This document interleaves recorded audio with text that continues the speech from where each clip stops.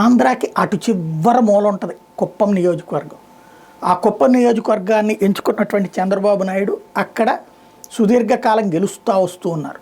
అయితే అక్కడ మంచి రోడ్లు అవి వేసుకున్నారు, సదుపాయాలు కల్పించారు. కానీ డెవలప్మెంట్ ఆస్పెక్ట్లో చూస్తే శివారుల్లో ఉంది కాబట్టి జనాలు పెద్దగా ఫ్లోటింగ్ ఉండదు. ఎక్కువగా ఆ నియోజకవర్గంలో వాళ్ళందరూ కూలి పనుల కోసం అని చెప్పేసి తమిళనాడుకి వెళ్ళిపోతూ ఉంటారు, ఖాళీగా ఉంటుంటాయి. అక్కడ గనులు ఆల్రెడీ తవ్వుకునేటటువంటి వాళ్ళు తెలుగుదేశం అనుకూలులు అనేక మంది ఉన్నారు. వాళ్ళు తవ్వేసుకోవడం, వాళ్ళు వెల్ సెటిల్డ్ అయిపోవడం ఇదంతా జరిగింది. అయితే కుప్పం నియోజకవర్గానికి సంబంధించి జగన్ ముఖ్యమంత్రిగా ఉన్నటువంటి సందర్భంలో పెద్దిరెడ్డి రామచంద్రారెడ్డి ముందు పెట్టి డెవలప్మెంట్ ఆస్పెక్ట్లో అట్లాగే సంక్షేమ ఆస్పెక్ట్లో పెద్ద ఎత్తున చేసుకొచ్చినటువంటి నేపథ్యం. దాంతోపాటుగా జగన్ అయినా రాజశేఖర రెడ్డి అయినా విజయం అయినా ఎవరు పులివెందుల నుంచి ప్రాతినిధ్యం వహించినా ఆ ప్రాంతానికి అనేక వనరులు ఏర్పాటు చేసుకున్నారు. Inner ring road, outer ring road, అట్లాగే అక్కడ పొలాలు కూడా ఎకరా వేలలు కాదు, లక్షలు కాదు, కోట్లలో పలికేటటువంటి పరిస్థితి సృష్టించుకున్నారు. అట్లాగే పలు కంపెనీలు అవన్నీ అక్కడికి తెచ్చుకున్నారు.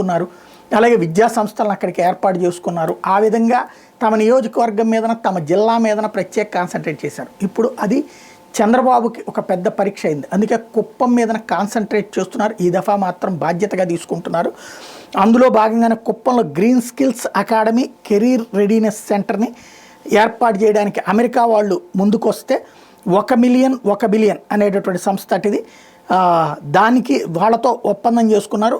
అక్కడ ఉన్నటువంటి అంటే కుప్పంలో ట్రైనింగ్ సెంటర్లు పెడతారు, అక్కడ ఉపాధి అవకాశాలు ఇచ్చేటటువంటిది. అంటే ఈ ట్రైనింగ్ సెంటర్లు ఎప్పుడైతే పెడతారో అనేక మంది యువత ఆ నియోజకవర్గానికి వచ్చి కూర్చుంటారు. వాళ్ళందరూ అక్కడికి రావడం వల్ల అక్కడ విద్యా వ్యవస్థ ఏర్పడుతుంది. అక్కడ అద్దెలకు తీసుకునేది, అలాగే ఆహారం, కర్రీ పాయింట్లు, టిఫిన్ సెంటర్లు ఇవన్నీ డెవలప్ అయిపోతాయి. ఆ విధంగా ఆ ప్రాంతపు డెవలప్మెంట్కి ఉపయోగపడుతుంది. దానికి సజీవ సాక్ష్యం అవనిగడ్డ ఒకప్పుడు ఆ మారుమూల ఉండేటటువంటి ప్రాంతంలో ఇప్పుడు పెద్ద ఎత్తున కోచింగ్ సెంటర్ల పుణ్యమాని డెవలప్మెంట్ జరుగుతున్నటువంటిది.